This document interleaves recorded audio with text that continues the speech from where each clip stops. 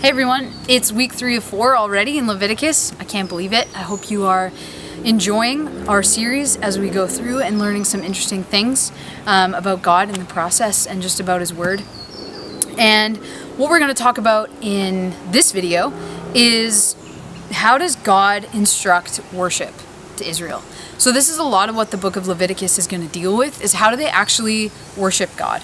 And so instead of sex and burning babies and boiling, goats in milk and different things like that, like the Canaanites worship, God is going to give them really specific instructions on how to worship. And I would imagine that after this video, you're going to have way more questions than you thought you ever had about this. And so I hope to just really whet your appetite and get your toe in the water a little bit. And hopefully you'll have a lot more questions after this as well. And so there's kind of two main things that are going to come up when it comes to worshiping God in the book of Leviticus, and those two things are sacrifices and feasts. And so this is kind of the way that God gives instructions for them to worship. Now today we would probably think of worship, you put on the latest Hillsong song or whatever worship band is your favorite, or you go to church and you sing, and that's worship. But worship is a lot more than that, and so we're going to talk about that as well. And so why sacrifice? Why does God want them to sacrifice? Well, this is something that actually started way back in the garden in Genesis when Adam and Eve sin. Okay, so when they sin, what happens?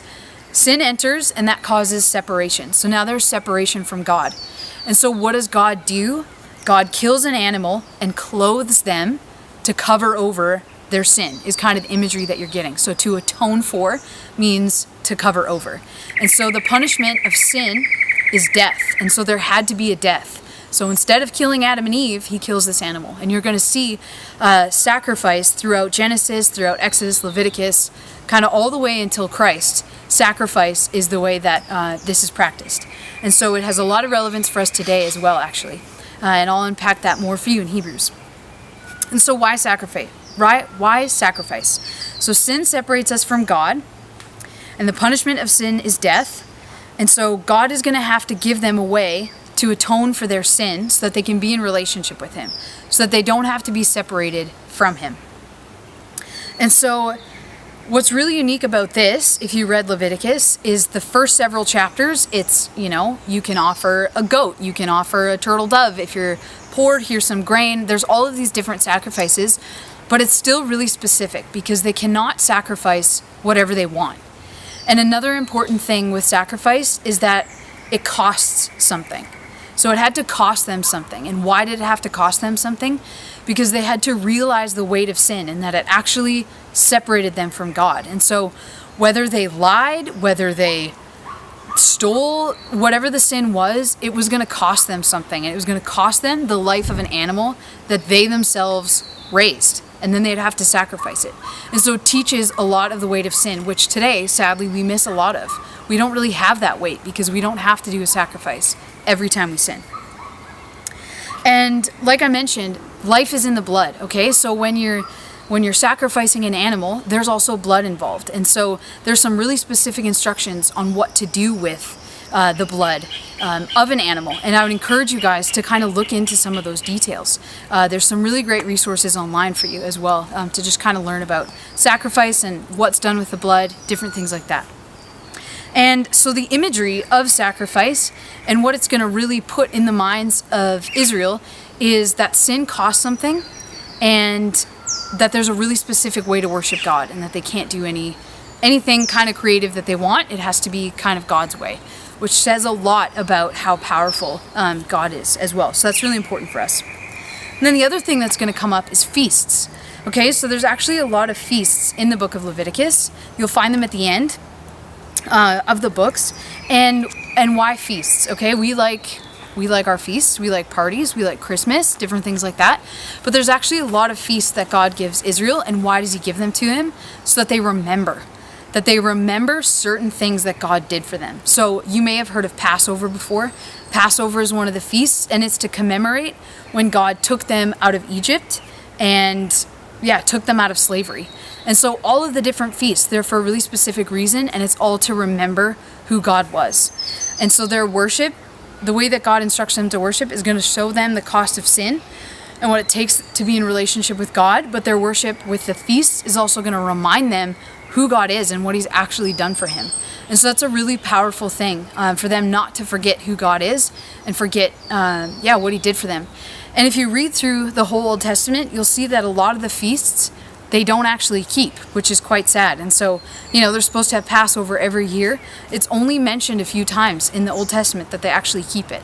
And so maybe that explains a lot of what happens in the unfolding of the Old Testament, is they were not taking the time to remember God for who he is and worship him for who he is. And so sacrifices, they teach us a lot about God. They teach us about his character. They teach us that sin separates. They teach us that sin has a cost, and that we need God to deal with our sin. We can't come up with our own solution for it. It doesn't work. And so a lot of the heart of the law is to show Israel who God is, but keep them away from worshiping other gods. And you may have heard of this, idolatry. Idolatry being a big deal. And so, yes, idolatry might seem pretty foreign to you. You're not about to go make a golden calf or, set up a shrine in your backyard or something like that. But it's actually way easier to fall into idolatry than we think. And so, have you ever made something more important than God? Have you ever put him in a box? Have you ever made him small? Have you ever thought, God's only for Sundays, or God's only for the morning, not for the weekend when I'm with my friends or my family or whatever it is? That's kind of the mindset that's with idolatry as well. And so sacrifices and feasts all have to do with worshiping God for who he is, not who we think he is or what we want him to be. And so sometimes we worship God today to get stuff or because we want him to be a certain way, but we're not actually worshiping him for who he is. We're not worshiping him for all he is. We're just worshiping for a small part, and that's a problem. And so studying sacrifices and feasts in the Old Testament teaches us so much about God's character and his nature, and that's so important for us. And so just to leave you with a couple thoughts as well, in Romans it talks about how we need to offer our bodies as living sacrifices to God. And so what does sacrifice have to do with how we relate to God now? What does worship look like for us now? And so singing isn't the only form of worship. And so how can you glorify God in all that you do? And so I just encourage you, as we think about worship this week and as we look through Leviticus, in what ways are you worshiping God in your day-to-day life? How can you glorify him in the small things? And so thanks for listening. And we have one more video left on Leviticus, and I hope you guys have been enjoying it.